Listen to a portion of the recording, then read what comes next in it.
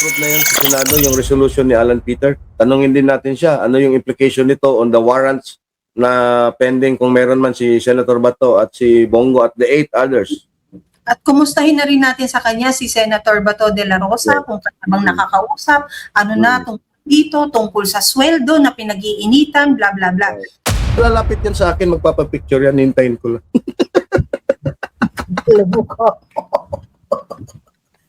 Imposible hindi naman basa mga kilikili ng mga yon, kuya. Hindi yung basa, kasi naka-tube yun sila lahat eh. So, di ba? Di, ano yun? Pag naka-tube, hindi na nagdikit yung balat sa balat para hindi ano yan eh, may mahangin, nagda-dry yun, at saka mga roll-on nila, mga dry type eh. Eh ano pala yung nagamit ko kahapon? Parang naglalawa. Waterfalls. Ito ito yung mga issues na yung let's say especially for women, hindi nila openly nasasabi na some of us talagang pawisin. 'Di ba? Pawisin. Ako kapag sobrang tindi ng init, talagang hindi maiiwasan. Pero when people see it, syempre meron kang pit marks, no? Pit stain ang tinatawag, no? Armpit stain. Parang it's a big deal to people, it's a big deal to men, especially kung babae. 'Di ba? Especially kung sa babae. But then of course it's a natural process of excretion. Excretion. Yung paglabas. May naaalog na naman yung mic mo, Pami. Naaalog ba yung mic ko? Kaysa ano ng mic ko? Sige na nga, ipipin ko na lang. Oh, naman pala eh. Putangin na. Bakit nilalagay pa sa eh? Gusto ko kasi magalit ka. Fucking women. That's the problem with women. Sorry ha. Ito, real talk lang mga babae dyan, no? You make everything complicated. Yeah, there are so many things that you can do it straightforward, simple, and then that's it, problem solved. But somehow, women find all the excuses to make simple things very, very complicated. So ngayon okay na? Hindi na maalog yung... Yun. Di ba okay na? Wala nang umaalog, wala nang sound na tumatawa ka. Ba't ka tumatawa? Ba't ka tumatawa, Pamela? Kasi nga, achievement unlocked. Kasi nga, nagalit ka na. That's the point. That's the whole point of this. Yung magalit kita. Wait, pero si Inday, 2 oras halos mahigit, nagbabad doon sa araw, pawis na pawis. Pero talagang fresh na fresh pa rin kahit grabe. So, kasi even sa stage, pinagpapawisan tayo. You have to admit that. Kahit nandun tayo sa silong and all.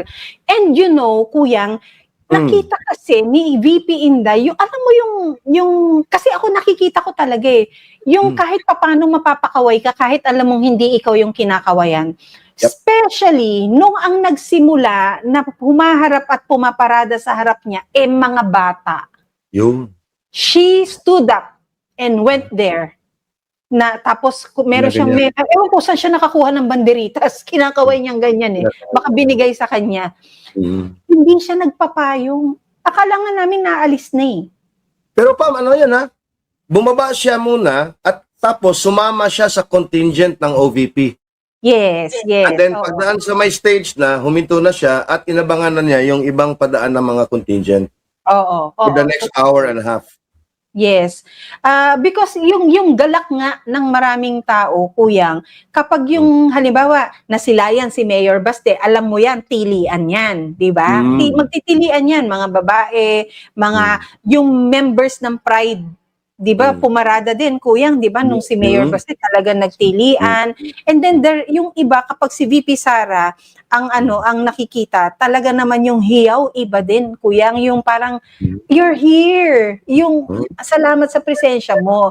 And then yung mga men in uniform ang pumaparada, Kuyang, ito natouch ako dito. Natouch ako dito. Kasi every time na sila ang pupunta, Mayor Baste will be in front of the stage. Mm. A little bit elevated to recognize the men. Yep.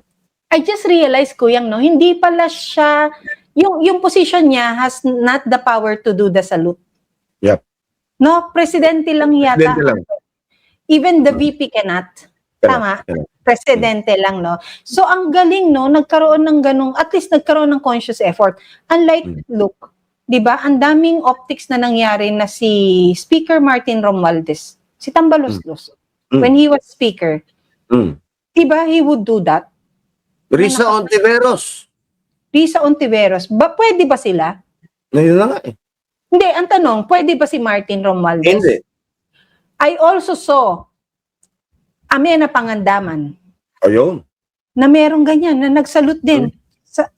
Di ba? Hindi, yung, at least with Mayor Baste, VP Inday, pero silang conscious effort na pag-aralan yung position nila, yung scope and limitations ng position nila. Tama. Kaya nakaka-proud. Ako proud na proud akong ma-witness yung lahat. Except for some issues na nangyari, yung kay Attorney Guanzon at yung kay Attorney Topacio, no? That I think yun lang yung nakasira. Although hindi naman nasira yun. I think it was a good thing na nangyari yung mga ganun. why do you say that? Para makita na rin ng buong ng madla, makita na rin yung ano. No, it's you know, kasi again sabi ko nga no, you have to be a good judge of character in order for you to see kung sino talaga yung mga totoong kaibigan at totoong supporters mo. And that's one thing that can lead people into formulating their own decisions and their own opinions. No? Hindi ko naman sinasabi na masama yung nangyari.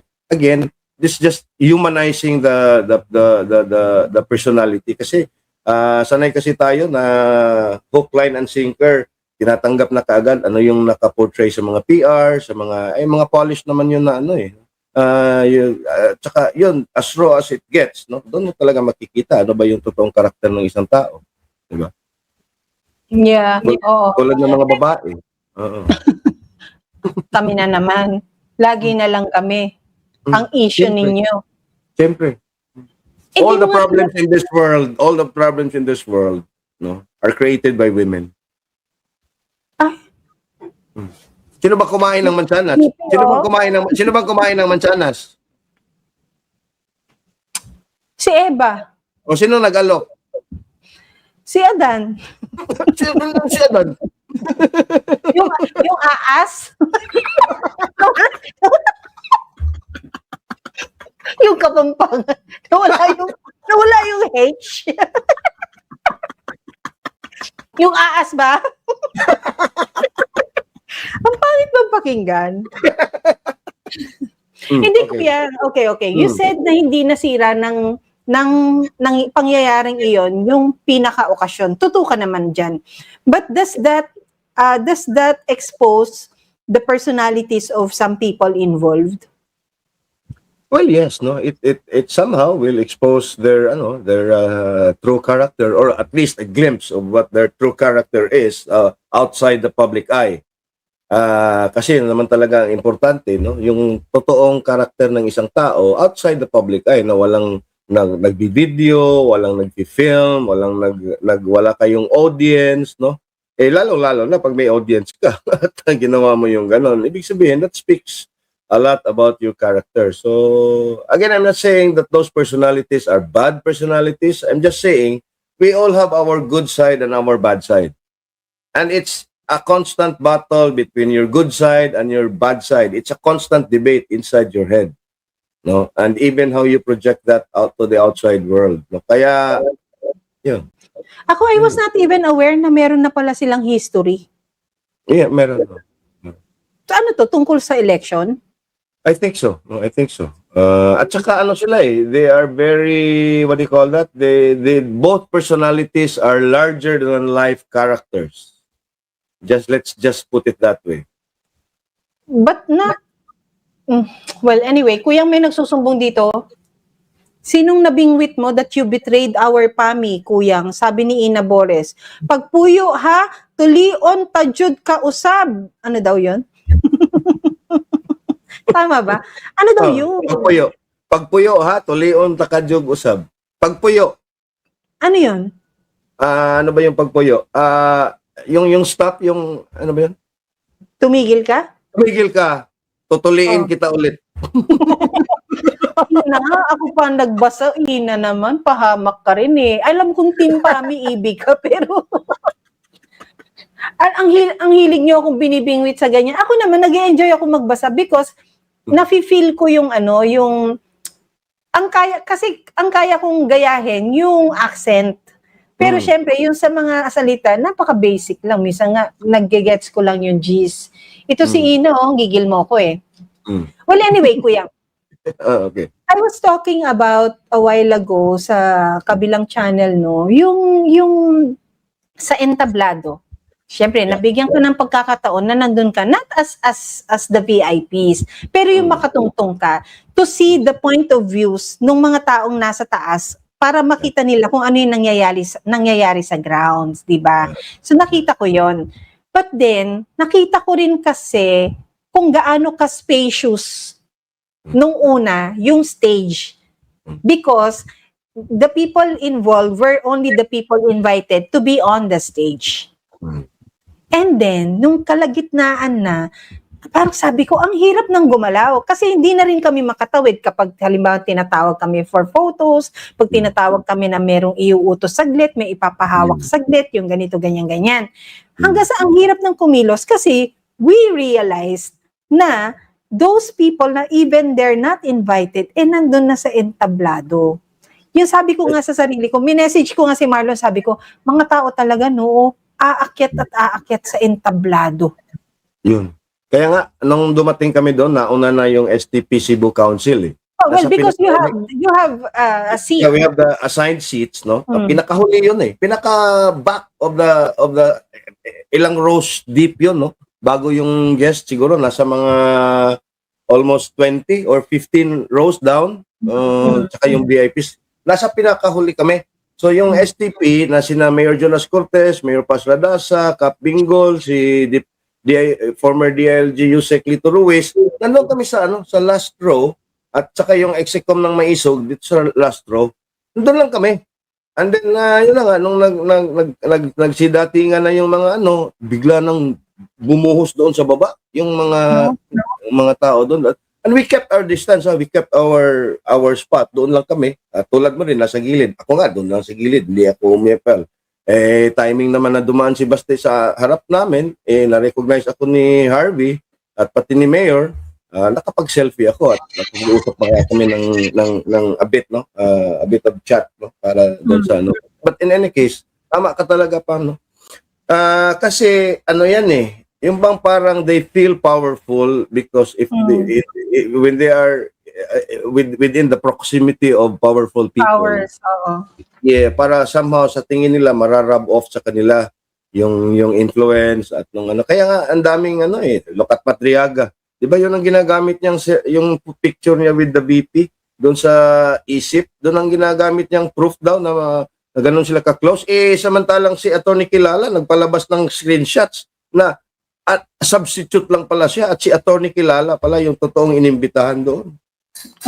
Talaga? Tapos kuyang, napansin ko na rin yan, yung ang daming nagpapaselfie. Kaya nga, pinangunahan ko yan eh. Nag-post ako sa page ko na sabi ko na sa election, maraming selfies ang magagamit.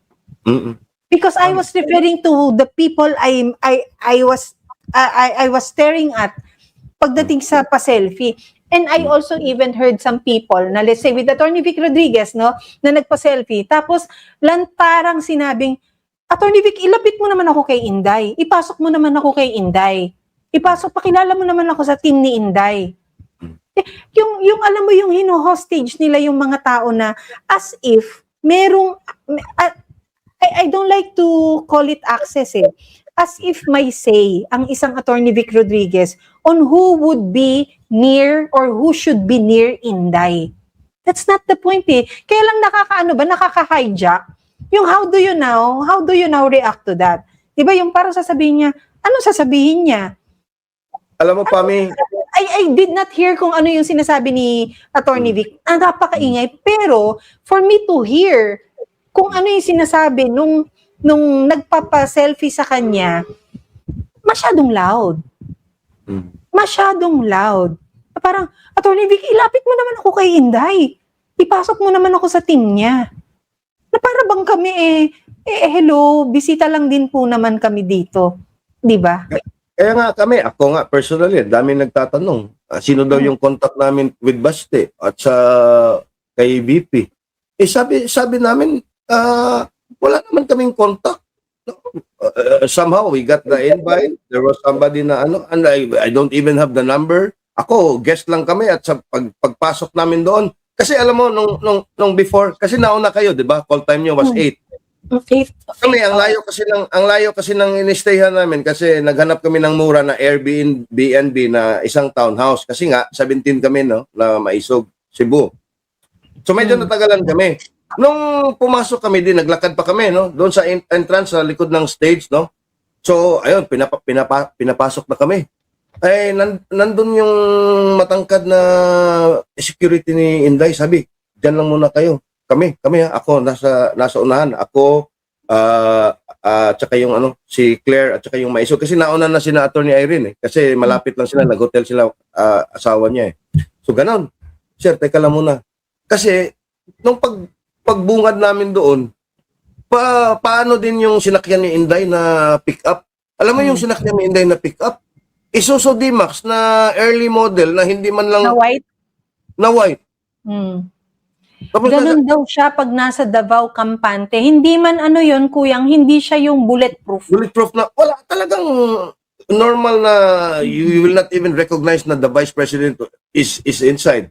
So ngayon, tapos, umano na si Inday, no? Nag-disembark na siya, lumingon sa amin konti, at tapos nagkaway.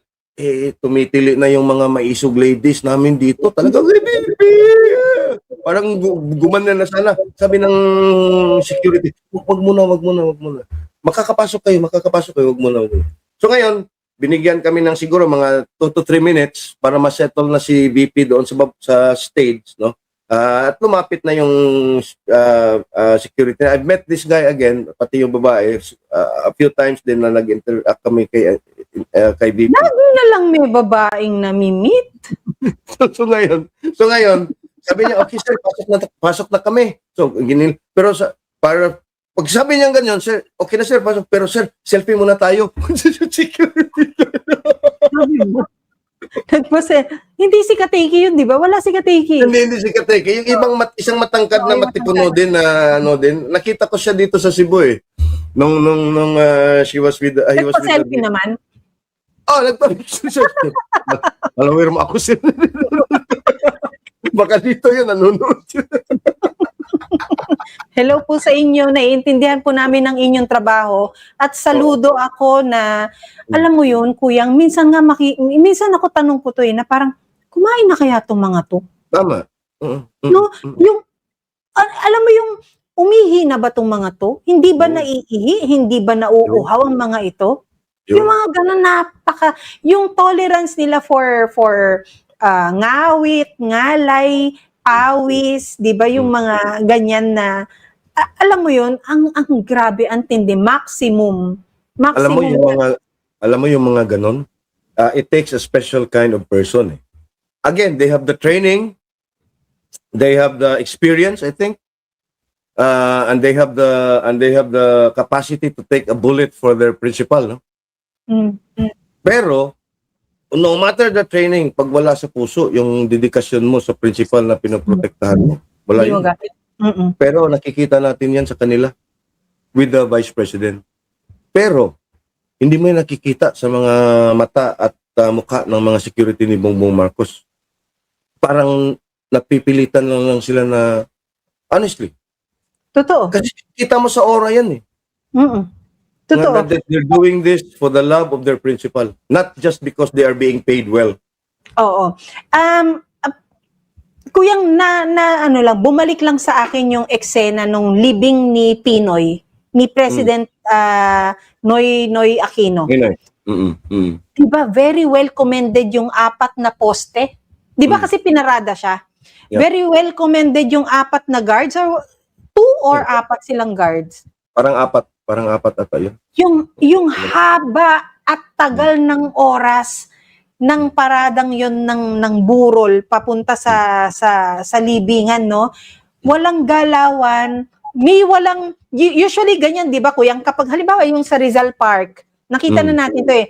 'Di ba pag nag-break yung bantay ni Rizal doon, Change of guards, changing of the guards. o kaya yung halimbawang iinom, tatalikod, magmamarcha, doon sa isang tagong area, doon iinom, tapos marcha ulit pabalik. Hindi natin nakita yan nung kay Pinoy. Balik lang natin this isn't about, everything is about the Dutertes and all. Ibalik natin kay Pinoy, yung mga guards na yon, Kuya, no? Na hindi natin nakitang tumalikod para uminom sa water bottle, hindi natin nakakitaan ng simangot, dahil nauuhaw, nagugutom and all, hindi natin nakakitaan bumali ng gesture na kumain ng skyflakes or something. And even I think they were interviewed also. I think they admitted na parang naka-diaper sila. Tama ba? If you remember. Adult diaper. Naka-adult diaper because nga they are aware na gano'n na pwede silang maihi and things, no. Pero nung pinatawag sila ng Aquino family para ma-appreciate sila at para pasalamatan sila, 'di ba?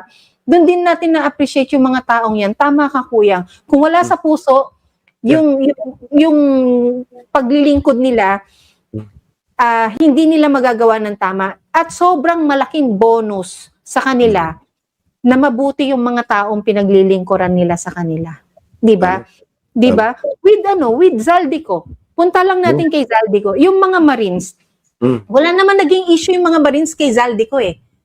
Only until or after nilang malaman kung ano na yung mga naging issues. Because hindi sila, I think, I'd like to believe this, no? Hindi sila pinakitaan ng gaspang ni Zaldico. I believe. Para magtagal din sila sa kanya. And even Martin Romualdez, Pam, I was told also na si Martin talaga, he's actually a likable person at si Zaldico, ha? Kasi nga, hindi nga magaspang daw. I mean, you know, tingnan mo yung nangyari doon sa Japan, na tinira siya ng isang mga DDS doon na halos matusok na siya doon sa mata niya doon sa flag. But he kept his composure, nag-smile lang siya, 'di ba? In fairness to them, no, I'm not saying that they are actually good because that's the epitome of evil, Pam. Good. Yung may front ng good. Ang evil person actually projects this holier than thou, I'm not a sinner kind of guy. Hindi yan, no? Hindi yan sila. Ganun yan. Except for Lisa Marcos. Ito wala naman tong epitome ng evil. Evil talaga. Personified. Evil personified. Uy, itong sabi ni F. Tabor, Nancy Tabore, ano po yung ayaw bumalik sa normal yung noo ko? NF Taburete, yung noo ni Miss Pam parang ayaw na bumalik sa normal. Ano ba yung normal ni Pam? Abnormal na ba yung noo ni Pam ngayon? Kuyang tanggalin mo nga yung sombrero mo para sabihin kung ano yung abnormal. Ito ba NF Taburete, ito ba normal to? Ito ba normal?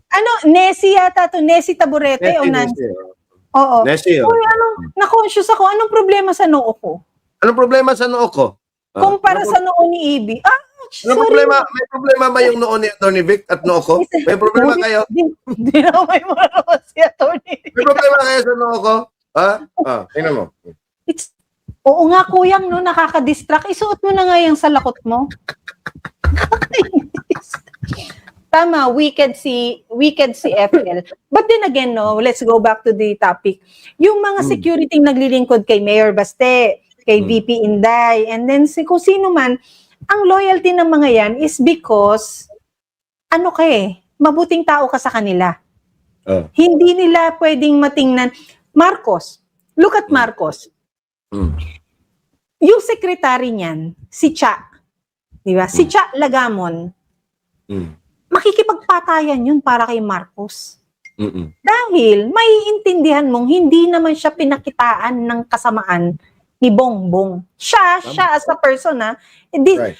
Ito ang pinag-uusapan natin dito, yung mga taong nananatili. Di ba? kung nakakakita siya ng pinapakisamahan siya ng mabuti, Mm. 'di ba? Hindi mo nga naman talaga lalayuan, 'di ba? Attorney Vic Rodriguez, ano yung example ng mga paggamit? Maybe Bongbong Marcos to his executive assistant, solid 'yan. Mm. Alam baka alam lahat. Alam Mm. lahat.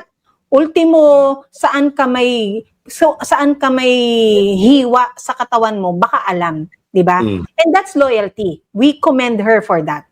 Mm. Pero Marcos to Attorney Vic Rodriguez, alam mong transactional yung ginawa ni Marcos kay Attorney Vic. Because right after achieving something that will no longer be that he probably feels should no longer be extended to Attorney Vic Rodriguez, kinat niya. Tama. Diba? The Kingmaker book said, parang he thought they were friends. Mm. He, referring to Attorney Vic. Diba? To the point na nalaman na niya na hindi pala siya tinuring na kaibigan nung namatay yung mother ni Attorney Vic Rodriguez.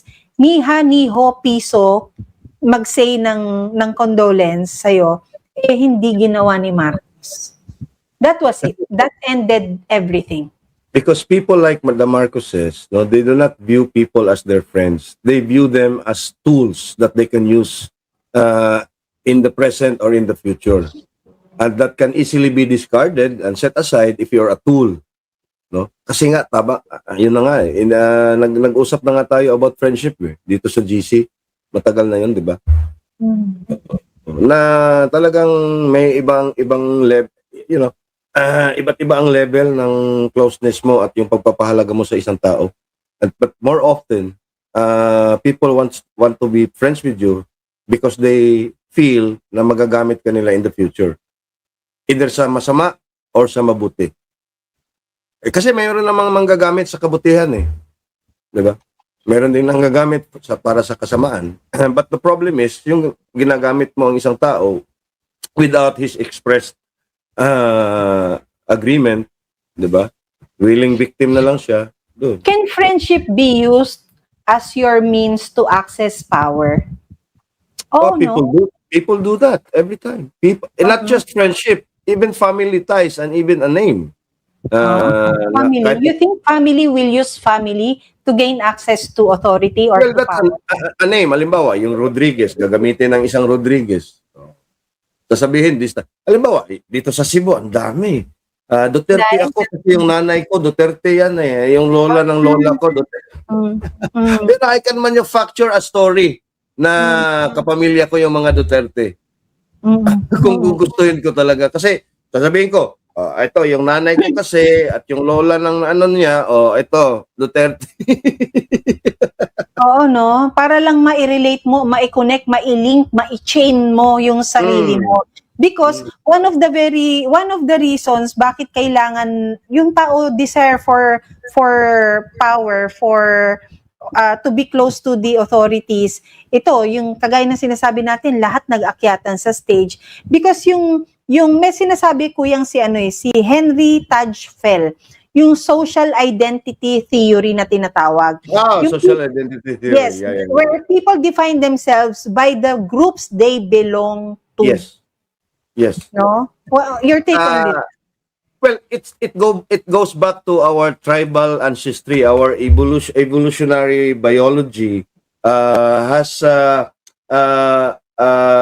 ingrained into our brains, no, yung tribal mentality, identifying with a tribe. Because in the past, during our hunter-gatherer days, no, if you do not belong to the tribe, you will be outcast na sa tribe, and you will be living alone in this very dangerous world, no, thousands and thousands of years ago. That's why you are built to conform with a certain tribe, and you search for that belongingness, no, at that sense of belonging doon sa isang grupo. That's why now na-amplify na yan, no, na you are going to identify yourself with some social class, no, a political class, even a group, even an NGO, no, and even advocacy groups, no. Ganon yun ganon yun. At we cannot help it na talagang ganon. We cannot change that because it's ingrained into our genetics. It's right there, buried beneath our ancient brain. So it's again, tama ka. At yung discernment ang dapat nating i-train sa ating mga Oo. sarili. Pagtibayin yan talaga, no? Kuya, I asked a while ago, no, kung yung friendship ba nagagamit siya for someone's selfish interest to get access or to be near the powers that be. Di ba? Mm. Pwede yan, sabi mo, friendship. And even family and all, no? The question here is, how will you treat those naman na ang sinasabi, halimbawa, nasa grupong Marcos, na sinasabi, dito lang muna ako ha, pero Inday naman kasi talaga ako eh. KVP naman talaga ako eh. How do you now take that? Yun ang problema. Okay, halimbawa, okay. To put it simply, example, tumakbo ka under the Duterte banner, no? Profusely advocating the legacy of PRRD. Okay. Nung nanalo ka na, sasabihin mo, nakikipag-ano lang tayo ha, trabaho lang ito eh. I'm just sucking up the ass of this bullshit in Malacanang kasi trabaho lang to eh. Pero Inday naman talaga ako in 2028. Inday naman talaga ako. Oh. I mean, really? Yung prinsipyong pinaglalaban mo, kakainin mo dahil nagtatrabaho ka lang. Di ba trabaho mo yung ipaglaban mo, yung sinimulan mo during the campaign? Tapos sasabihin mo later on na lang sa ano? Oh. What if wala nang election? What if mamatay si Bongbong by overdose tomorrow? O so magto-turn coat ka na. And these people, ito talaga Pam, ito talaga ang nakakarindi, no? Ito talaga ang doon ako nagagalit eh. Again, this is a personal opinion ha. Because hindi yan excuse. Kaya nga binoto ka eh. Kaya nga nilagay ka dyan eh. Precisely because you are willing to take every bullet. You are willing to take all the punishment that this administration will do to you because of the principles that you stood for. Tapos sasabihin mo lang, wag niyan muna, hindi na lang muna tayo magpolitika ngayon ha. Colorblind lang muna tayo ha kasi sa 2028, 30 naman talaga ako eh, Sara naman talaga ako eh. Really? So that means ang prinsipyo mo is just for political convenience kasi mag-e-election na in 2028, doon ka na muna tatalikod kay Bongbong Marcos. Samantala ngayon, okay pa. I mean, okay. You mentioned political convenience, Kuyang. We had Kong Toby twice already sa third floor studio, no, sa kabilang channel. And there's a third coming, di ba? Hopefully soon. Hopefully, Kasi tignan natin, hindi ko pa monitor kung binanatan na naman siya eh. The question, he shared to us na yung mga iba, sabi niya, na mga congressmen, pumirma sa impeachment, sa naunang impeachment ni VP Inday Sara. And then later on, na tila baga naghugas kamay, nung sila ay mga nagsalita na at sinabing, pumirma lang naman kasi ako dahil kung hindi, yung mga budget sa distrito hindi ibababa. Your take on this one? Yun na nga eh. How illogical is that? Ibig sabihin yung prinsipyo mo. Okay. Halimbawa impeachment. Kinonsulta mo ba yung constituents mo? Halimbawa dito sa amin. Kasi si Joe Frasco yung I was going there. Okay. Okay. Kinonsulta mo ba yung 5th district constituents mo? Nagpa-survey ka ba? Tapos sasabihin mo, ito kasi yung ginusto ng constituents ko eh. No? Halimbawa, ikaw, Congressman Frasco, or kung sinong congressman dyan, magpa-survey ka doon sa constituency mo. Okay. Pipirma ba ako sa impeachment ni VP Sara para hindi matanggal ang ating 150 million budget for ayuda? O hindi?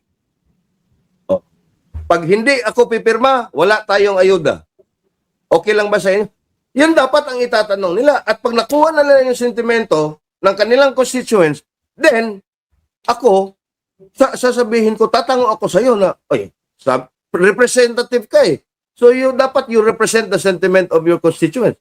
Pero hindi. Ang sinasabi nila, kasi mawawalan tayo, it's your own political point of view. It's your personal view. Meaning to say, yung prinsipyo mo, sinasakripisyo mo for your own personal interest. At tingnan mo Ang isang Basti Duterte ba, ang isang Pulong Duterte ba, ang isang Congressman Omar ba, at ang isang Congressman Ungab. Sid Ungab ba, ay nagmamakaawa doon at parang mga aso na sumusunod kay Bongbong Marcos dahil lang gusto nilang may proyekto sa mga distrito nila? Wala naman But Pero- look at Yeah. Go But ahead. look at Davao, Kuyang. Nakita mo ba yung mga buses nila? Yung mga Yes. bus, grabe. Mm. Mapapawaw ka na lang eh. Minsan matatanong mo, Harvey, saan kayo kumuha ng ganito? Ate, doable naman eh. Eh wala namang budget yung ganyan and things. Ate, pagka cooperative naman ng mga tao eh. Let's say, paano nila ina-address ang kanilang food supply? 'Di ba? Pinalawak nila yung promote ng self tawag sa ganun, kuya, magtatanim ka sa bakuran mo, yung sarili mong bakuran, yung sa community, bubuhusan ng tulong ng gobyerno lokal, 'di ba? Yung political will. Pero hindi natin pwedeng idiin na yung political convenience is because mas matimbang yung para sa'yo na representante ng mga taong yan. Merong nga mga distritong nabubuhay na walang na walang budget mula sa national eh. 'Di ba? Bakit hindi magawa ng karamihan? Bakit nagagawa ng Davao? Na-amaze Halimbawa. namin sa Kuyang yung mga bus, hindi siya bus na refurbished ha. Hindi siya yung mga Brand new. bus. Yeah. Brand new. Modern. Modern. Brand Tingnan mo new. yung libreng sakay dyan sa inyo. Detap siya ha. Tingnan nyo yung libreng sakay dyan sa inyo kina Isko. Di ba parang mga truck? Dump truck. Kuyang. Garbage trucks na nilinis. Yung police na Unbelievable. sinasakyan ng mga riot police na open. Yung kala mo kulang na lang nakaposas. Yung alam mo yung hawakan sa bus, yung handle, yung para hindi ka kulang na lang posas yung hawak mo. Sa totoo lang, Kuyang. Nakakawala naman nakakawala naman dignidad yung Dapat sana kasi maglilibreng sakay pa kami yung buong Maisog. Pero hindi na namin mahabol kasi gipit na sa oras. Oo. Kasi we wanted to experience that eh. Alam mo bang magdadagdag pa sila? Mm. We were told na magdadagdag pa sila because na-appreciate nga ng maraming tao. Ngayon, lalo na ngayon, Kuyang, hindi pa, nung nilaunch yung mga bus sa Davao na yan, Kuyang, hindi pa nagtataas yung presyo ng langis na kagaya ng kasing taas ngayon, ha? Bago pa nangyari, naisip na ng syudad na gumawa ng ganon. Subsidize ang pamasahe. Pam, let me remind our viewers. This was an initiative of then Davao City Mayor Sara Duterte. It's supposed to be funded foreign assisted project, an FAP na may counterpart yung national government. Pero hininto ni Bongbong Marcos. Kaya yung counterpart fund ng local government of Davao City na mayor na si Basti, yun ang ginamit nila. Kaya 10 lang yung na-procure nila. Kasi I think it was the proposal, I think during VP's time as mayor was about 100 units eh.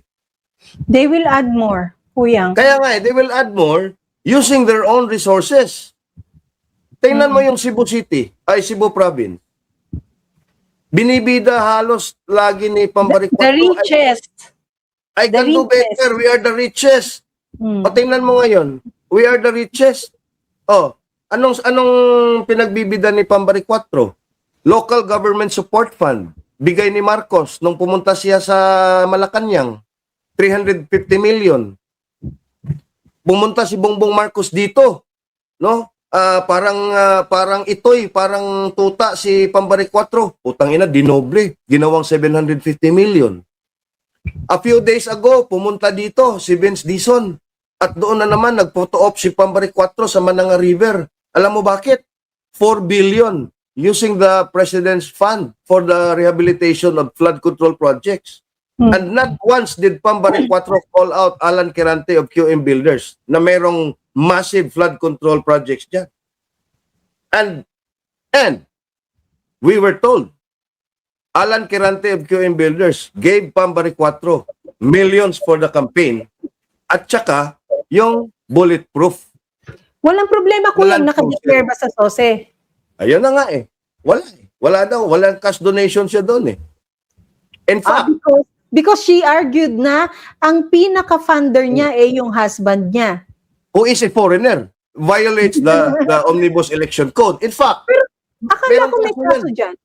meron yung kaso, nakapark pa. Final yan June 30 of 2025. Final yan ni Gwen Garcia. Hanggang Nakapark? ngayon, hindi pa nadakit ng COMELEC. Baka may parking fee. Meron daw, sabi. 60 million. Oh. Naku, Madam Baricuatro, ayusin ho ninyo dahil magtatapos na ang termino mo, hindi mo alam kung makakaulit ka pa sa mga lokal, sa mga Cebuanos, or baka naman kuyang she already feels she's qualified to take on the national stage. Alam mo, I was also told no, na pinoposisyon daw itong si Pambari 4 ng admin na for Vice President to align ni Robredo. Eh, di mo ka nang naging bitchesa lalo yan. Baka lalo naging bitchesa yan, kuya. Okay, my question naman. Because we see something sa Davao. We saw Davao na marami ng areas na wala ng cables. Underground cabling na ang ginawa, di ba? Yep. Ang linis tignan, ang gandang tignan. Ang dami ko nakitang lugar na yan. So yon, nakita natin under Mayor Baste Duterte. Yung mga bus, talagang na-amaze naman ako kapag nakakasabay namin sa traffic. Ang ganda, ang aliwalas, yung mga tao komportable, 'di ba? And we were also told by Mr. Harvey Lanticse, Chief Information Officer or head ng CIO ng Davao City, na every time, yan palang mga bus na yan, meron siyang command center na sarili, kuyang. Yep. Yeah. Na every time may traffic, i-adjust ngayon yung oras ng mga dating kasi may mga stations na alam na nila kung anong oras dadating yung bus. Kapag hindi may mga traffic na unexpected, magtatawagan ang mga control na maia-adjust yung traffic light, maia-adjust yung oras, merong certain announcement. Alam mo, It's built into the software, Pam. Ang tawag dyan is, it's TOT. Ang tawag dyan is time on target. Time on target, yes. So, na, minsan masasabi mo na parang napakasimple na gawa ng Davao under a limited budget na hindi masyadong binubuhusan, pero na hindi rin masyadong iniingay, ha, kuyang. Pero nung dumating na, talagang mga tao na in love lalo sa kakayanan na gawin ng isang Baste Duterte. Diba? For context, Pam. Kaya ma'am, for context, para maintindihan ng hindi mga taga Davao dito, at hindi pa nakapunta sa Davao, Davao City, in terms of land area, Davao City, in terms of land area, is the biggest city in the world. Because from the center of Davao City, yung example, yung Buda, which is about 96 kilometers away, it's still part of Davao City. Kuya, natanong ni Attorney Vic yan. 100 kilometers away, ha? Part pa yan ng Davao City. And they have 182 barangays.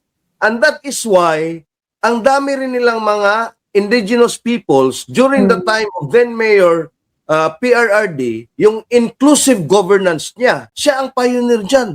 Because siya lang ang nagtalaga ng 11 deputy mayors representing the 11 different indigenous peoples tribes in Davao City. Alam mo, natanong namin yan kasi kasi may pinuntahan kami meeting na parang ang layo-layo na ng tinatahak namin. Tapos, tinanong namin yung kasama namin na, sabi namin, Davao City pa ba to? Tapos, sabi niya ganyan, sa pag-explain niya, pumunta ka sa south, pumunta ka sa norte ng ganito kalawak, ganito kalayo and all, Davao City pa po yun. Tapos kami parang, ha? Tapos, meron kang bagitong mayor sa pagkatao ni Mayor Baste, tapos nagawa niya ito. Tapos ang iniisip, alam mo ba nung nasa private meeting si Attorney Vic at saka si Mayor Baste, i-disclose ko na lang naman dahil ito ka-share naman, no. Siyempre, nandun lang kami sa sulok, nandun kami sa gilid, wala kami sa main. And we cannot avoid kung ano yung mga napag-uusapan at maririnig namin. Alam mo ba, ang bungad ni Mayor, sabi niya, Attorney Vic, nakita mo na yung mga boss namin? Attorney Vic, ang tagal kailan tayo huli ulit nagkita, ganito pang panahon. Nakita mo na yung mga boss namin? Alam mo, magdadagdag pa ako ng ganito. Alam mo yung parang nakakabatang na nakakita ng kuya na gusto niyang yabangan. Ganun sila ka-cute. And just for context, Pam, yung land area ng Davao City is more than half the land area of the entire island of Cebu. Wow. Kalahati, mahigit kalahati ng land area of Cebu ang Davao City. Ilang syudad at ilang munisipyo. At walang walang Mayor Baste na nagsabing na-overwhelm ako. Oh. Tingnan mo yung ginawa ng mama. Ang galing niya talagang pinatunayan. Alam mo, ang naging basihan lang niya for performing well? I have to do better than my ate and than my dad and my kuya. Exactly. I cannot fail them kasi they raised the bar too high. Dapat ako din. Ano ang kwento ni Mayor Baste? Nung una nga, inaano ko dyan, di ba, kine-question ako. Di ba, Harvey? Kine-question tayo, kine-question ako, binabatikos ako, ganito, ganyan. Pero tignan mo, Attorney Vic, after 3 months, after 3 years, ito na yung nagawa natin. And maganda do maganda yung observation, Kuyang. Yung comment, yung bus walang name at itsura ng mga Duterte. There you go. Walang nakapok lang mukha. Actually, Kuyang, 'di ba wala man yung di ba may okasyon? Walang mga tarps na mukha ni Inday na welcome to Davao. Mukha ni Pulong na welcome to Davao. Mukha ni Mayor. Pagkakataon na ni Mayor ipaskil ang mukha niya because again, this can be a great stage to it has to be me again in the next election, di ba? Ganun na mangyayari. Walang ginawang ganun. Tingnan mo, almost 4 times Manila can fit inside Davao City. Okay, my question, Kuyang, baka makalimutan ko. Nakakakita tayo ng mga magagandang ganyan sa Davao. Walang mga underground cabling, yung mga bus, napakalinis, napaka-safe. Pag sinabing 12 midnight, wala nang last order na, wala nang alak, wala nang anything mangyayari. May bus na ba na maganda ang Cebu? Wala. Ano ang mga campaign promise ng mga nakaupo dyan, Kuyang? Healthcare daw. Yun ang una niya healthcare. Ano ba yung healthcare ngayon? Healthcare, Kuyang, healthcare. Ba? May namatay na kasi walang doktor. Okay, healthcare. I'm very sure this is a very unfortunate. Kay former ES Bingbong Medialdea, we hope that you feel better soon. And kay ES Medialdea, sir, alam na ho ni PRRD kung anong klase kang kaibigan. Best friend ka niyan.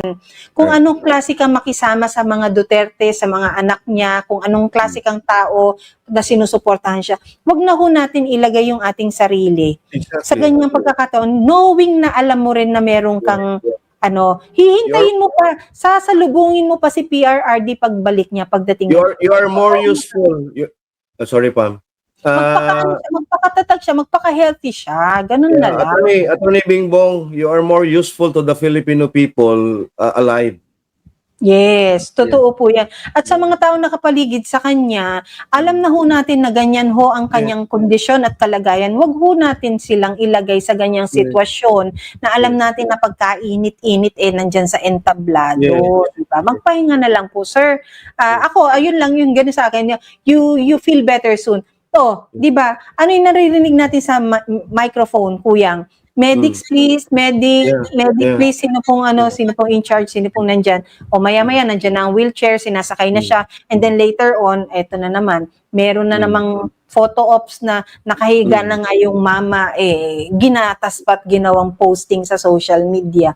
Alam Ako mo- yung ng optics ko yan. Alam mo, Pam, ano pa rin ang nakita ng mga maisog Cebu na delegate, yung mga delegates namin, ano pa yung talagang na-impress talaga sila? Yung Davao River. Yung Davao River at saka hindi yung na mga kami nakapunta kayo? hindi, there are parts na pinuntahan namin na may mga bridges Oo. crossing the Davao River. So sinabi ko sa kanila, ito yung Davao River, tingnan niyo at mag-comment kayo tungkol sa flood control at sa kalinisan. Tangina talagang, kasi jeep yung sinasakyan namin, so nakikita talaga. Open. Sabi ko, grabe sir, no? Ang linis ng mga riverbanks. Hindi mo yan makikita dito sa Cebu. Yung mga flood control na structure along the banks of the river, andon talaga. As in, talaga makikita mo na they are well built, na talagang napaka very very strong foundations, na ang ganda at ang ayos ng pagkagawa. Doon na impress talaga. And these are ordinary mga vendors dito sa amin sa Cebu, yung volunteers ng Maisog. Doon talaga sila humanga na, sir, grabe pala yung linis ng Davao River along the banks. Walang informal settlers, walang basura, walang mineral water bottle na makikita. In fact, yung kanilang river banks are full of yung mga lemongrass, yung mga talahib. Yun. Ano pang syudad ang makakatap niyan, no? Sino pang syudad or lugar sa bansa natin ang meron ding Si Bongbong Marcos, billion ang ginastos sa Pasig River rehabilitation, blah blah blah. Diba? pero kuyang, pag pumunta ka doon, 'di ba yung parang mga bridge Plastic. doon? Plastic, katukin mo plastic, hollow. Kasing plastic nung madam na nag-blessing doon. Yun. Tama. Di ba? Yun, tapos, anong konsuelo ang binibigay nila? Yung mga food stalls na kaya nagmumukhang pinupuntahan ng maraming tao. Di ba? Dahil may food stalls sa gabi. Yang, ano na tayo ngayon? Papasok ang Abril. Matter of how many months? 1.5 months. Bubuhos na naman ng mga ulan. Rainy season. Rainy season na naman. And there's mangyayari dyan? And there's an intense El Nino followed by a moderate La Nina. Galit na talaga ang galit na talaga si Mother Nature. Yes. Kuyang. Tapos habang bumabaha tayo, baha now, ganito ang magiging senaryo, kuya baha. Tapos ang tindi ng init kinabukasan o 2 days after, pero mataas pa rin ang tubig. Tama. 'Di ba? Tapos ang tao, meron tayong sa mga panahon na yan, sa tingin mo tapos na ang giyera sa Middle East? I don't think so. Mas mataas pa rin.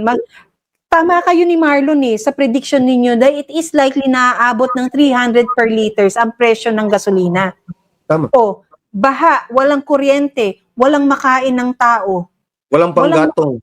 Walang makapagnegosyo, kuyang. Walang makapagmaneho ng mga jeepney drivers natin para makakayod at may iuwi sa pamilya. Wala. Ito si Lori Bianca, wag daw masyado i-promote ang Davao kasi ang dami na daw nila Kasi sabi ni Baste, 1.9 million na daw sila Lori Bianca, pupunta kami doon kami ni Pam doon, mag-settle kami doon. Doon kami lilipat kami. Sorry, I'm already settled in Davao. Charot. In my dreams. Lori, doon ako sa Samal kasi makukumpleto na yung Samal Davao City Samal Bridge. Mas maganda yung doon sa Samal Island. Doon ko gustong tumira. Wow. Pero kuya this is a serious question Sa isa't kalahating taon ng paglilingkod ng isang gobernadora, Pamela Baricuatro, ano na ang nakita Hindi isa kalahati, wala pang 10 months lang eh. May, ay, oo nga, no? Mm. Magwa 1 year. Magwa 1 year. Itong magwa 1 year na to, ano na ang nakita ninyo nga sa Cebu? Yan na nga, di ba? Sabi ni Baste. Bukod sa death threats na meron siya, bukod sa pagtitiktok, and recently I saw a fake news me. Meron siyang Fake news me. Yeah. Di ba may kiniklaim na meron siyang palabas na art card na fake news ito. So, kung merong hack me ang mga government websites, kidnap me, ito merong fake news me. Just to show relevance, no? Just to paint a false picture of being a relevant official. So, ano na ang merong kayong nakita sa Cebu? Di ba sabi ni... Naging libre ba ang pagpapacheck up kahit papano?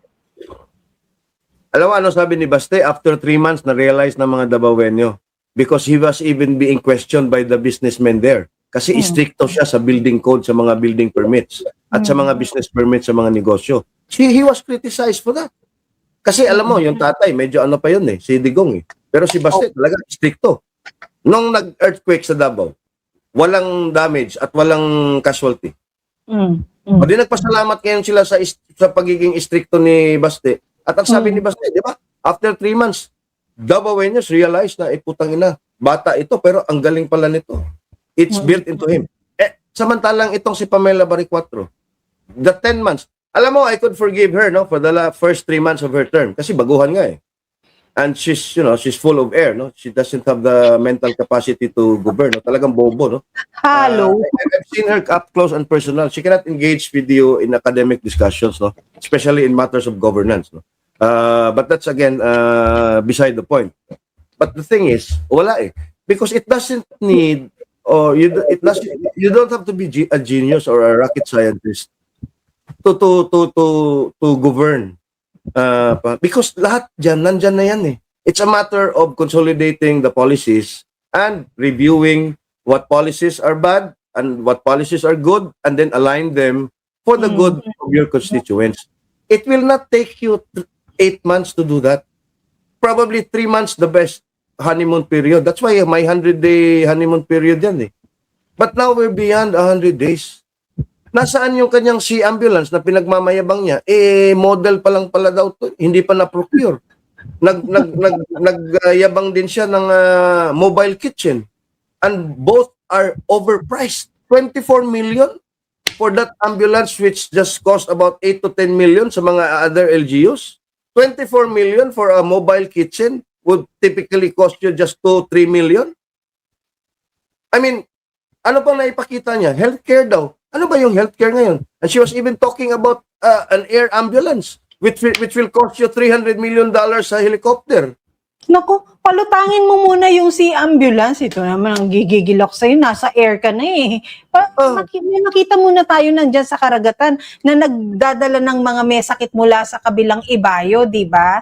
Kuyang, yun. I saw one good thing lang ngayon. Dahil sa crisis. Binabaan niya yung terminal fee ng bus terminal fee.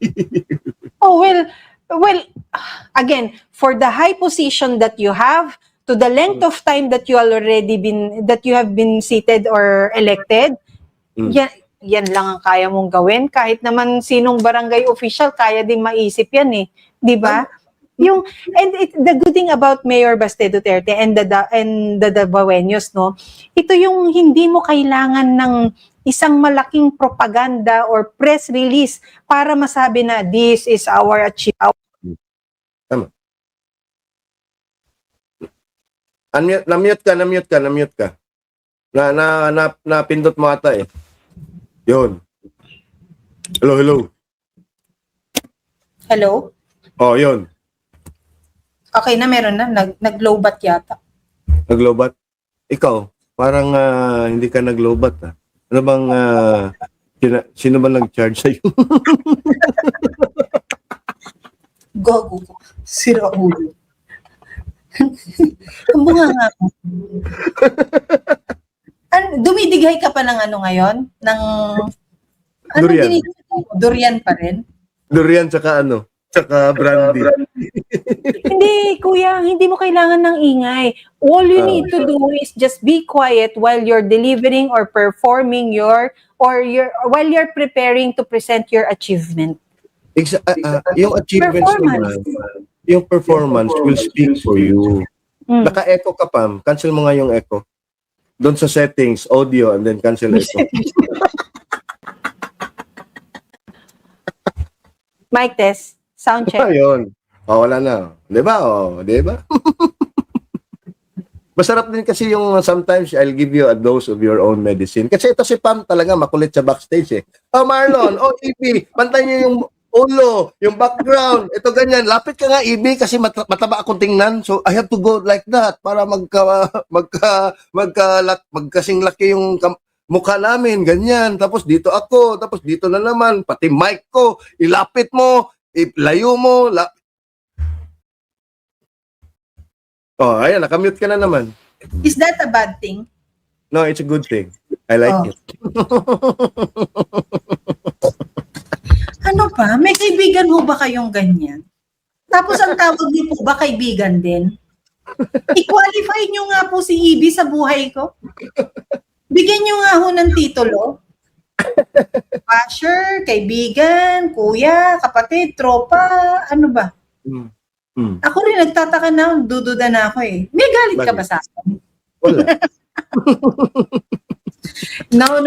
This one, that's why I said, no, like what I said before, Kuyang, no, parang, di ba, nung panahon na nililibot namin ng Pilipinas, parang pagpresenta ng alam natin na qualified na kandidato, naging paborito ko nga ang Cebu at Davao. Diba? Dahil, again, ito nabanggit mo kasi yung loyalty ng mga security sa kanilang mga principal, di ba?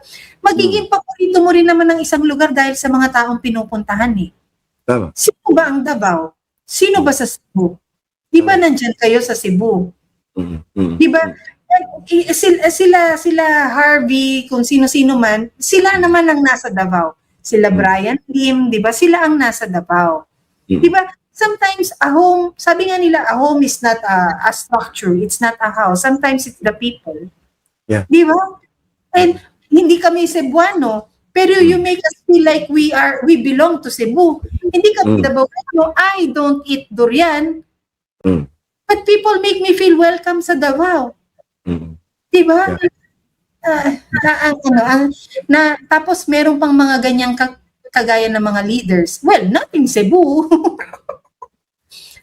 Nothing Cebu. Akala nga namin magiging magiging matinong leader ang isang Baricuatro eh. But then unfortunately, no, ang agang pumasok sa kanyang ulo, ang agang lumaki ng kanyang ulo, ang agang niyang nahumaling sa kapangyarihan. Di ba? So, tapos, and here is a young one joining the ring, the arena sa politics, no? Na binatikos ng maraming tao na hindi daw traditional na politician. Even his looks, sasabihin, ganito siya, madumi ka kasi marami kang tattoo, masama kang tao kasi tatuan ka, bla bla bla. Hindi magagawa din ni Mayor Baste Duterte kung ano yung nagawa niya sa Davao nang hindi rin siya pinaligiran ng magagaling at trusted niyang mga tauhan. There you go. Di ba? There you go. Village to accomplish something like that sa Davao. Hindi rin naman sinolo ng isang Baste Duterte. Dahil kung sinolo niya yan, nandyan nagkasabit-sabit sa mga tarpaulin ng kanyang mukha. Wala ding mga napakadalang ng mga tarpaulin na nagmumukhang shanty, Kuyang. Yung, di ba yung maraming sabit-sabit, nagmumukhang parang madumi. Yung barangay mo, no? You should. Parang ganun halos eh. Wala. Di ba?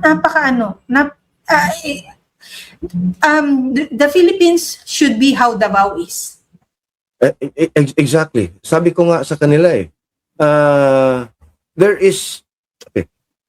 we do not need any magic or a special formula to transform the Philippines.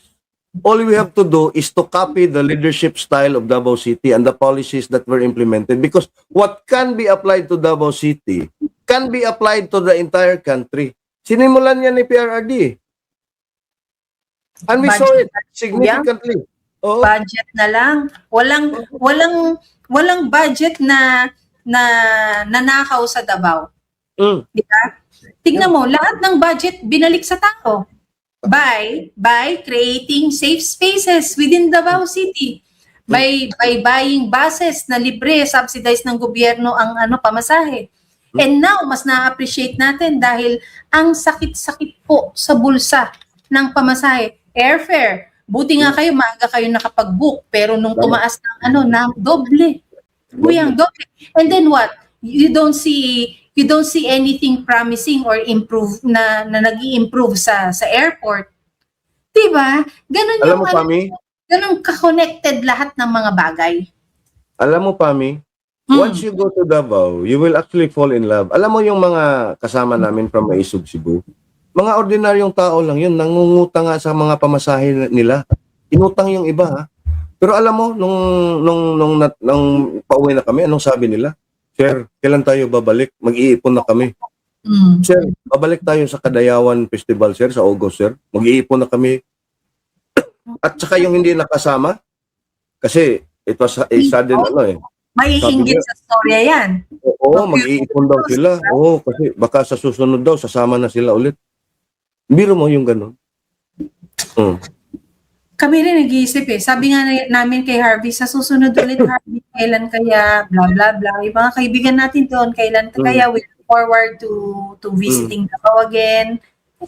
Attorney Vic, di ba, sa mga speeches niya, yung pag-recognize niya ng Davao, yung pasasalamat niya sa Davao, sa mga Davaoenos, di ba, lalo na, ang bait ng mga tao, paglapag mo sa airport, di ba, sinasalubong ka ng mga kabataan pa nga ang itsura, di ba, meron ng gesture na welcome to Davao, di ba, ang linis ng airport, ang ayos doon sa drop point, ng arrival and then ng departure, di ba? Even those na nag-aabang ng mga sasakyan, maayos na nakapark, walang pasaway.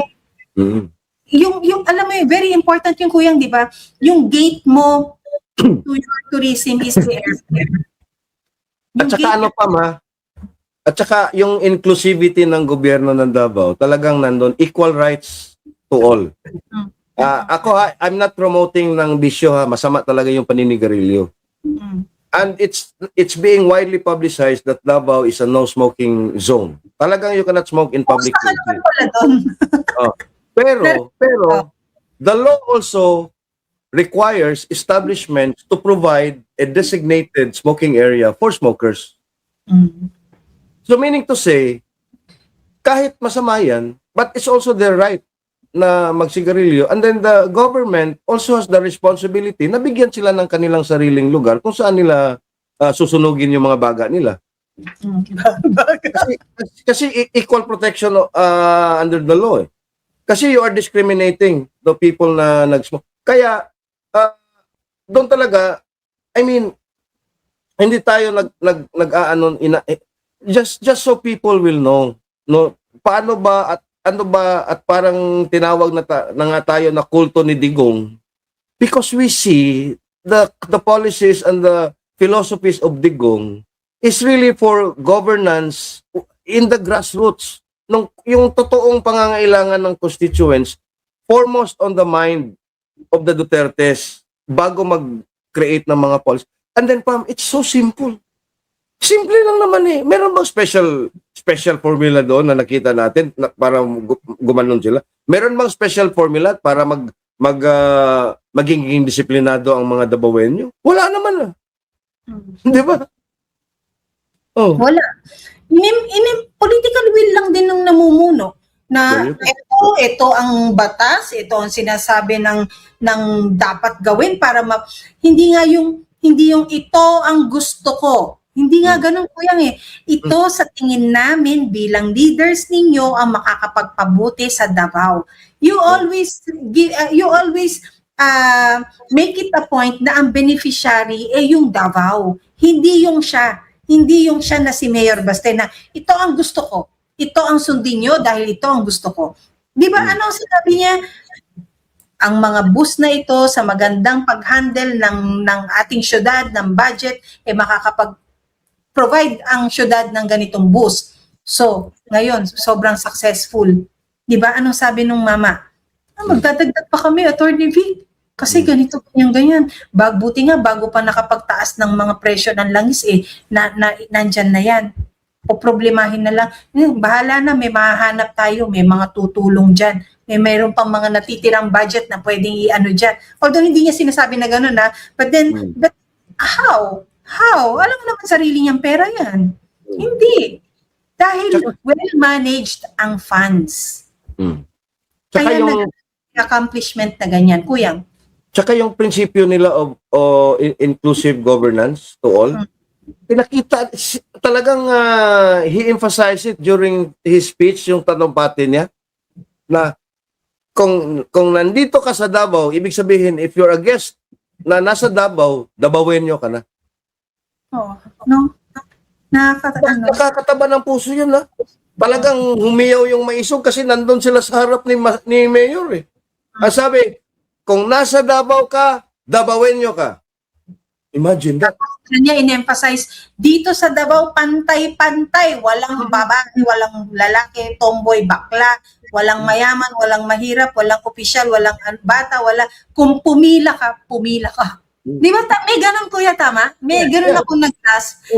Linya. Oh. Linya, walang mataas, walang name dropping. Tama ba? Walang mag-name drop, walang ganito, walang ganyan. Dito sa Davao, pantay-pantay tayo. And why can't it be like that dito sa Maynila? Also Dito Cebu. Diba? Bakit hindi natin magawang ganun? Bakit if Davao can, why can't we? Political will. There you go. Political will. At yan nga. The interest of the public good instead of your own personal vested interest. At yan ang hahanapin natin, Kuyang Ibi, sa mga susunod na leaders ng bansang ito. Yan ang meron na si Inday Sara Duterte. Kapag tayo ay nagkamali pa sa ating mga kinoconsider, wala hong plan B. Wala. Yep. The plan is Sara Duterte. Exactly. And she already presented herself to everyone by pronouncing last February, no? Kuya? 18, no? Ganun kaaga pinresenta niya, ganun kaaga binukas niya ang buhay niya sa mga risks na meron na siya at sa mga risk na darating pa dahil sa pronouncement niya. Ano ngayon ang mga aabangan natin? Nandyan na maipapatawag after Holy Week si Attorney Michael Poa, defense ni VP Sara. Ano ang pwedeng mangyari sa kanya? Pwede siyang pwede siyang i-contempt. Pwedeng lahat ng pambababoy gagawin nila sa taong ito dahil alam nilang malapit at isang power dealer pagdating sa pag-handle ng case ni Vice President Sara Duterte. Tsaka Pam, di ba matagal ka na itong sinasabi at ngayon ay kinonfirm ni Boyeng Rimulya a few days ago. Di ba yung kasong plunder against the Vice President, Pinal ni Trillanes, anong sabi? Di ba? Pwede nilang doon sa House Justice Committee yung preliminary investigation nila kasi sabi niya they will test the legal framework of the Constitution na pwede daw ihabla ang sitting Vice President kasi ang immune from suit ay yung presidente lang daw. Pangalawa, sabi ni Boyeng, pwede nilang isiwalat at ibigay sa Committee on Justice ang SALN documents ng Vice President at yung asawa niyang si Mans Carpio. 'Di ba? Nagtutugma na yung sinasabi ko that ipapasok talaga nila yan. Yan ang dapat nating bantayan. Hindi muna yung 2028. Yung suporta natin in the next few days because this is a make or break na ito ng 2026 of all the Duterte diehard haters. Make or break na nila ito. Between now and May, dito sila mag-intensify. Dito nila probably break the law or bend the law at dapat mapagmatsyag tayo. It's beyond bending the law, Kuya. Yeah, breaking the law. It's beyond bending the law. It's already like breaking and crashing the law and not even recognizing that there is a law to follow. Kaya nga sabi ko sa mga Duterte groups na dito, nagmamayabang dyan, blah blah blah, Duterte kami. ang tanong ko sa kanila, what if the VP will be convicted sa impeachment trial? Anong gagawin ninyo? Ano daw? Hindi. Natutulala. Sasabihin, ay, hindi naman nila gagawin. No, hindi ko sinabing hindi. What if, theoretical scenario, because we have to plan for everything. Even the worst, most improbable case. Sabi nila, anong gagawin, sir? Ikaw ay putanginan niyo pala. Follow kayo dyan. Membro kayo dyan, pero hindi niyo alam anong gagawin. May kilala nga. Are you willing to go out to the streets and make your voices known? Are you willing to go and be part of the 1 or 2 million?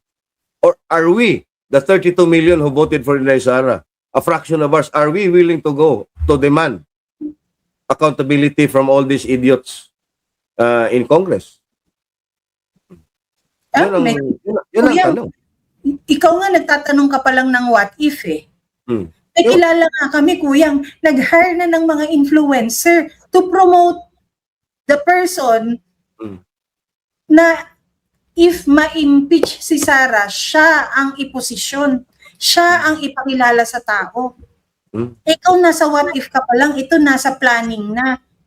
Nasa posturing na. Nandito na yan sila, Pam. Itago na lang natin sa pangalan na Diba? At sa political party na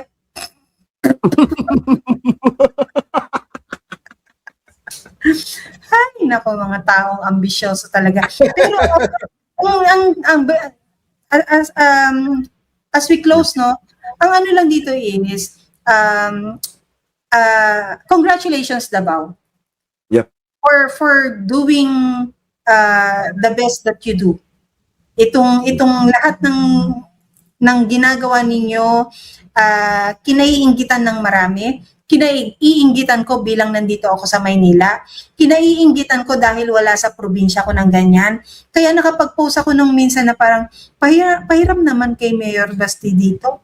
But then some people took it literally na parang tanga si Mayor Basti na ipapahiram ba niya ang sarili niya? Ganun ba talaga ang sitwasyon? Kuya, no? Hirap. ang dami kasing tanga, kaya tinatawag tayong bobo DDS eh. Parang, ay, yung ba, tapos ano, ipapakulong nyo lang yung mayor namin, chuchu-chuchu. Tama ba yung mama? Ganon ba ang proseso sa gobyerno? Hindi ba pwedeng may sentimento din ang maraming tao na we have so much desire that if pwedeng i-clone ng Duterte, di ba? Kinloan na yan per area ng bansang ito. We should take it as a compliment that we desire the kind of leader na kagaya ng isang Mayor Baste. Huwag kayong patol ng patol na kala mo naman ipapakulong dahil hihiramin nyo na naman. Tignan nyo ang ginawa nyo kay PRRD. Pinakulong. Kami po nagpakulong. O ikaw, mga Tagalog kasi kayo eh. Mga Ilocano kasi kayo. Oy, Nino lang yung Tagalog yan, ha? Nino kayo nga. Kamu mga Ilocano, kamu mga Tagaog, kamu nagpapriso ni Digong. O diba, yung mga ganyang ka-oplokan, nakakabwisit. At sa mga oplokers, hindi kayo plan B. Alam mo, sa mga oplokers, kulang na lang ho sa inyo si Jing Paras at saka si Ado Paglinawan. Nako. Di ba magkasama sila, no? Noon, hindi. Yung mga oplokers nga, sinusuka din si Jing Paras at saka si Ado Paglinawan eh. Sinusuka nga rin ng PDP yan eh. Tapos ngayon kayong dalawa, nagsama kayo, tinitira niyo yung party, no? Ni wala sa titing ng katinuan ninyo. Diba? Tapos mga oploks na to, wala hong solicitation ang pamilya Duterte, ha? Tigil-tigilan ninyo yung mga membership fee ninyo na yan, ha? Tigil-tigilan ninyo yung kung ano-anong mga paniningil meron kayo, ha? Again, ha? Lumabas po officially ang website ni PRRD. Ito yan, ha? Ay, Neng, baba na, Neng. Baba ka, Neng. Ano ba naman? Ito, ang official website po ni PRRD. Again, we read the disclaimer. Kuyang, can you read it, please? Yes, the official website is rodrigoroaduterte.com at ang disclaimer, this website is privately owned and operated. And then with emphasis, we do not solicit or accept donations, financial or otherwise, nor do we sell or endorse merchandise of any kind. No representatives, partners, groups, or volunteers are authorized to act on our behalf for these purposes. Misrepresentations of this website or its authorized activities may result in legal action. Yung action. Akala ko akala ko co-host ko si Senator Robin Padilla, walang yaka. It's a dream. Sana we can have sana we can have guests din kuyang na napag-uusapan yung life nila beyond politics. Maybe we should have Ako si Senator Robin, gusto ko talaga siya kasi ako talagang advocacy ko yung federal. Kasi that's one alam mo, 7 years old pa ako, I really was exposed to federalism already kasi yun ang naririnig ko. I did not even understand ano yung federalismo noon from the late Robin Canoy of Cagayan de Oro, na broadcaster. Kaya I want kung dapat sana maupo natin si Senator Robin about federalism kasi siya yung pinaka-advocate ng federalism We can try. Yeah, we can try. Alam mo, nag-confirm si Attorney Torion for tomorrow 8 a.m. third floor. Yay! 8 We will a.m. talk about that certiorari. 8 a.m. yes. Yeah, okay. Then tomorrow hintayin po natin si Attorney Torion sa third floor studio 8 a.m. Kuya, pwede bang tanungin natin kung ano rin ang magiging plano niya sa 2028? Pwede, wala si Attorney Bobet, no holds barred yan Yes. You can ask him anything.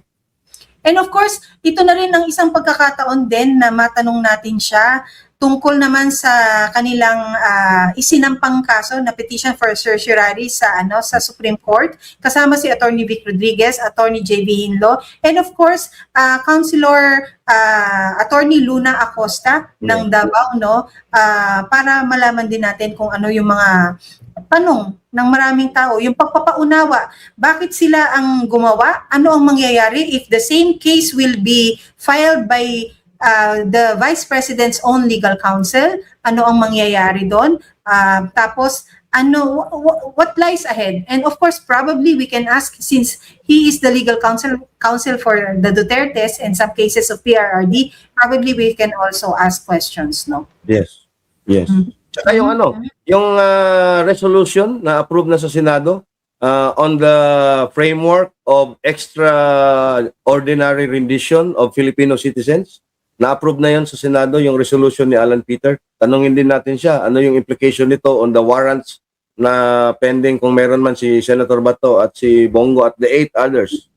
At kumustahin na rin natin sa kanya si Senator Bato de la Rosa, kung bang nakakausap, tungkol dito, tungkol sa sweldo na pinag-iinitan, bla bla bla. So lahat yan matatanong natin bukas, no? Dami natin pag-uusapan pa, Pam. Dami natin pag-uusapan. But then ngayon, since we're just settling back from our short adventure sa Davao, no?